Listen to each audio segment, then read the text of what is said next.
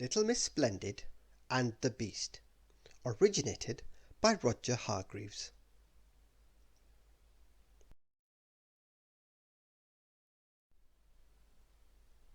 Have you heard the fairy tale about the Beauty and the Beast?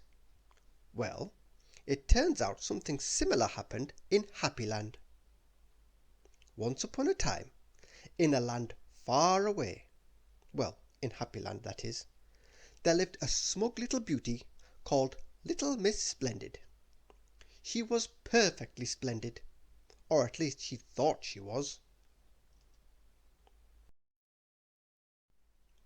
One day, Little Miss Splendid went for a walk in the dark, quiet woods.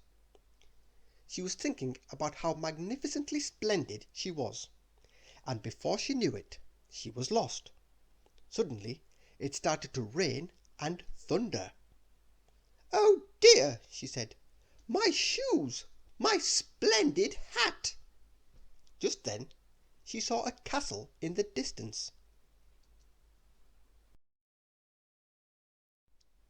Little Miss Splendid let herself in. All the rooms were beautiful, but there was no one there. She saw a bright light beneath a closed door, so she pushed open the door, and do you know what she did? She screamed!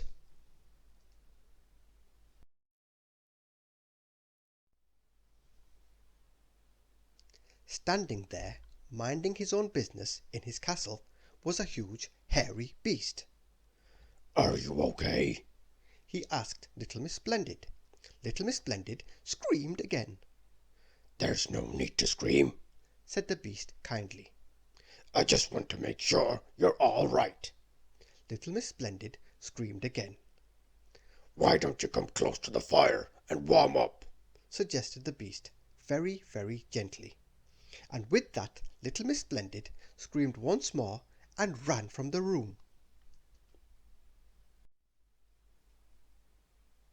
First, Little Miss Splendid tried to hide in the castle's kitchen, but the beast found her. Then Little Miss Splendid tried to hide in one of the bedrooms, but the beast found her. Finally, Little Miss Splendid hid behind a sofa in the library. "Please stop running and screaming," begged the beast. She screamed again. "I won't hurt you," said the beast. "I've been so lonely, and I'm delighted you came by. I'd like to be friends." The beast became smitten with Little Miss Splendid, despite her being so difficult. She finally calmed down a bit. "I don't have any beastly friends," she answered, though her voice did soften.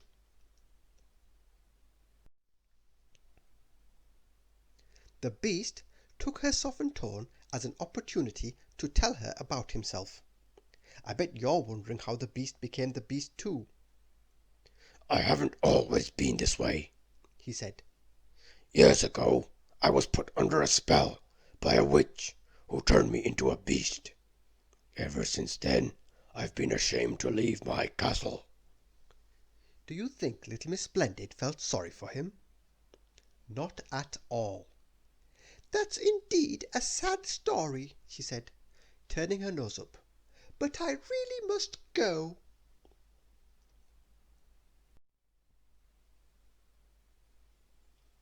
"Please stay," the beast begged. "Your timing is as splendid as your sparkling red shoes. Tomorrow this nasty spell wears off, and we're throwing a banquet to celebrate. Will you come as my special guest?"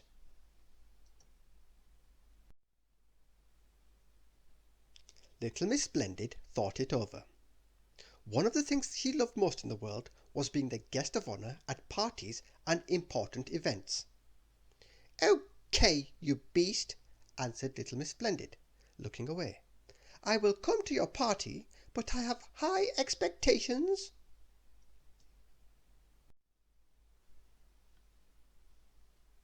When Little Miss Splendid arrived at the party the next day, she thought she looked more splendid than anyone else there. She also thought the party was just so-so. The food was average, the setting was kind of okay, the beast, was still a beast.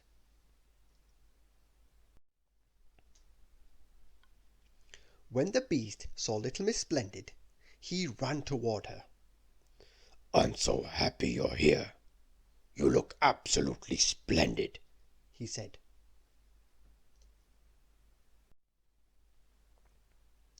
Little Miss Splendid ignored the beast. She looked around to see if there was anyone she knew at the party.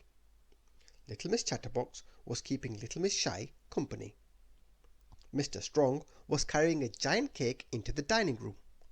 Mr. Fussy was sweeping up the crumbs he left. Little Miss Splendid thought everyone helping one another was perfectly dull. "I'm leaving, beast," she said, and with that she spun on her red heels and walked out.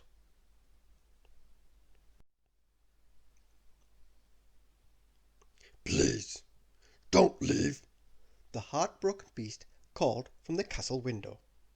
Little Miss Splendid ignored him.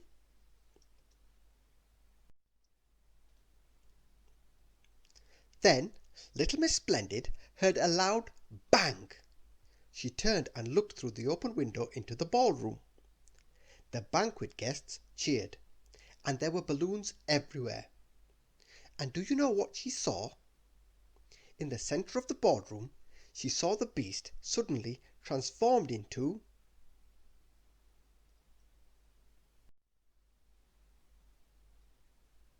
Mr. Perfect. Little Miss Splendid quickly realized her mistake, so she ran back inside. How could she have passed on Mr. Perfect? Being the perfect person that he was, the beast turned Mr. Perfect, gave Little Miss Splendid a hug, and they lived happily ever after. "Or did they?" Thank you for listening.